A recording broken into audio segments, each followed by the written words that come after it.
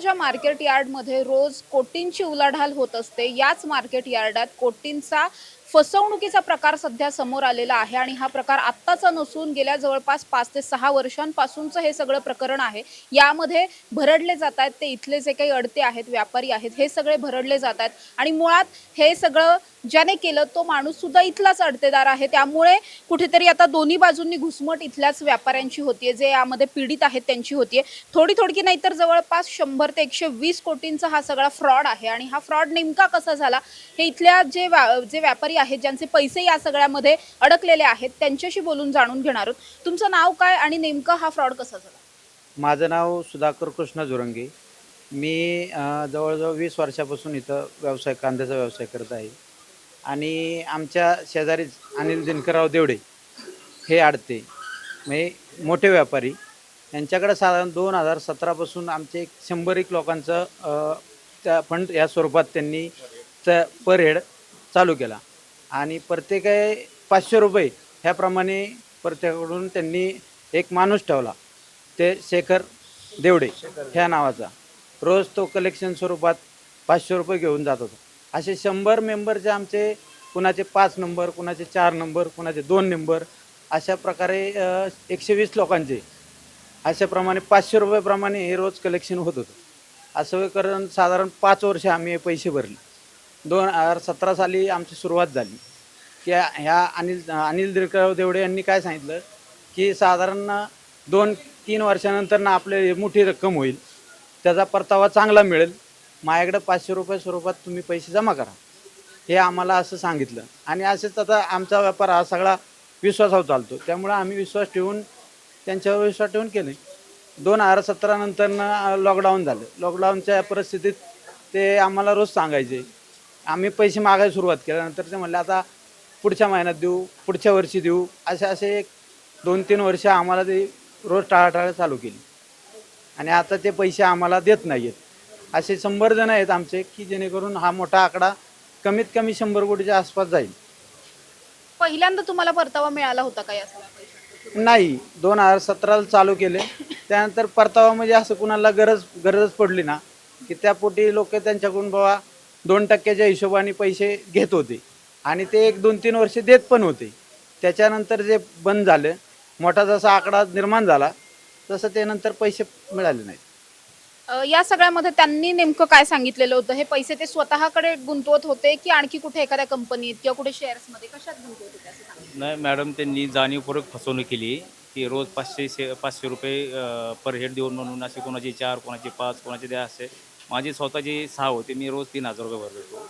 सुरुवातीला परतावा दिला आणि नंतर त्यांनी टाळाटाळ केली की आज देतो, उद्या देतो, परवा देतो, माझं काम होणार आहे, मंत्रिमंडळ स्थापन होत्या, परत नंतर इलेक्शन होत्या, इलेक्शनच्या पिरियडमध्ये काही तुमची हे लागते ना, आचारसंहिता लागतं, त्यानंतर देऊ. पण पूर्ण टाळाटाळ करत गेले, म्हणजे आम्हाला निवड फसवत गेले ना. आता 1 महिन्यापूर्वी त्यांनी मिसिंगची कॉल केली की मी मिस झालो. म्हणजे आम्हाला नंतर कळलं की तो मिस झाला आहे, म्हणजे आमचे पैसे वाऱ्यावर सोडले नाही असं आम्हाला कळलं नंतर.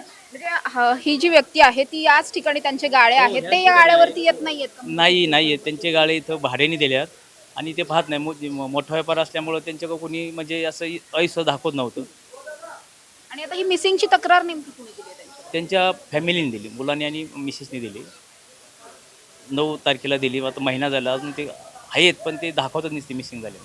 म्हणजे तुम्हाला असं म्हणायचं की ते मिसिंग नाहीयेत, जाणून बुजून पैसे घेतलेत आणि परत करायचे नाहीत म्हणून ते मिसिंग असल्याचं दाखवतात? हो, म्हणून असं त्यांनी ते म्हणजे खोटं नाटक करून हे चालू आहे असं. मग ते आता कुठे असतील, काही तुम्ही शोध नाही, काढण्याचा प्रयत्न आम्ही केलात? काही शोध नाही केला, पण पोलीस स्टेशनच्या लोकांनी करायला पाहिजे. 1 महिना झाला त्यांना काहीतरी हे मिळालं पाहिजे ना, आम्हाला बी कळलं पाहिजे ना.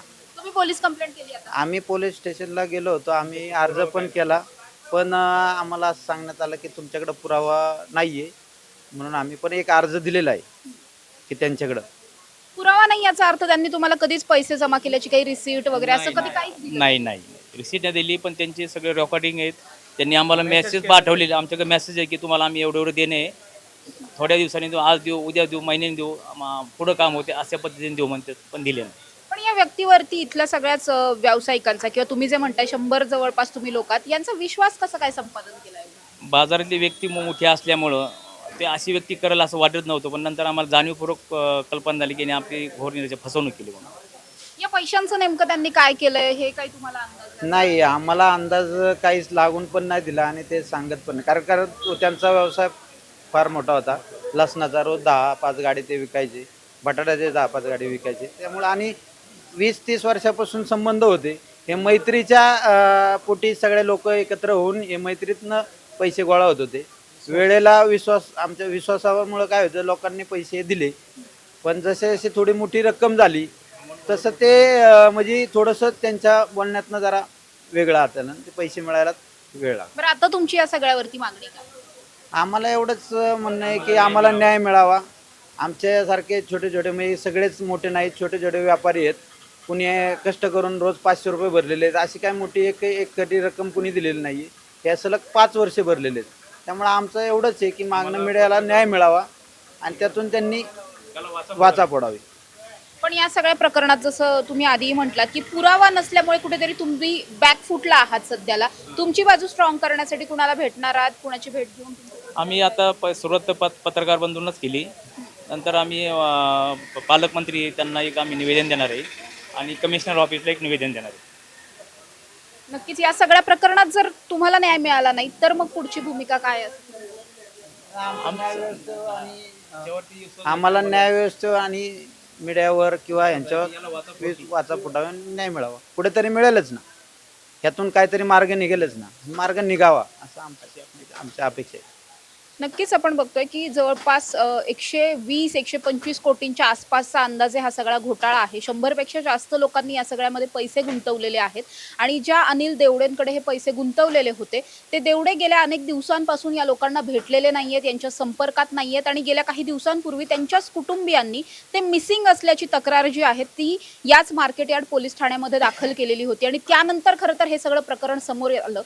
खरं तर देवडे जे आहेत ते खरंच मिसिंग आहेत की मग त्यांना पैसे द्यायचे नाहीयेत म्हणून मग अशा प्रकारची बनावट तक्रार दाखल करण्यात आली आहे. हे सगळंच पोलिसांनी आता कुठेतरी शोधणं गरजेचं आहे. जसं या व्यापाऱ्यांनी सांगितलं की यांच्याकडे पुरावे नसल्यामुळे कुठेतरी बाजू जी आहे ती जास्त कमकुवत असल्याचं दिसतंय. मात्र तरी सुद्धा पालकमंत्र्यांची भेट घेऊन किंवा इतर जे काही लोकप्रतिनिधी आहेत त्यांच्या मदतीने, पोलिसांच्या मदतीने या प्रकरणात आम्हाला न्याय मिळेल असा विश्वास ते व्यक्त करताना पाहायला मिळतात. त्यामुळे अनिल देवडे ही जी व्यक्ती आहे हे नेमके कुठे आहेत, ते खरंच पुण्यात आहेत की पुण्याच्या बाहेर आहेत, खरंच मिसिंग आहेत का, या सगळ्याचा शोध घेऊन या व्यापाऱ्यांचे जे काही पैसे त्यांच्याकडे अडकलेले आहेत हे पैसे त्यांना परत मिळवून देणं हे अत्यंत गरजेचं झालंय आणि हेच सगळं नेमकं कधी होतंय हे पाहणं महत्त्वाचं असणार आहे. कॅमेरा पर्सन अमित सह समृद्धी जाधव, टॉप न्यूज मराठी, पुणे.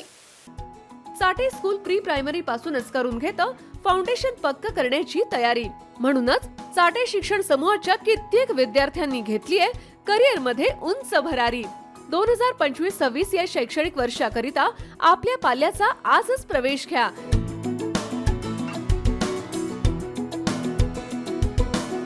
प्रवेशासाठी पत्ता Shri park society, Balaji hospital समोर, खराडी बायपास, पुणे 14. संपर्क क्रमांक 9372619453 किंवा 9372619483 किंवा 9372619484.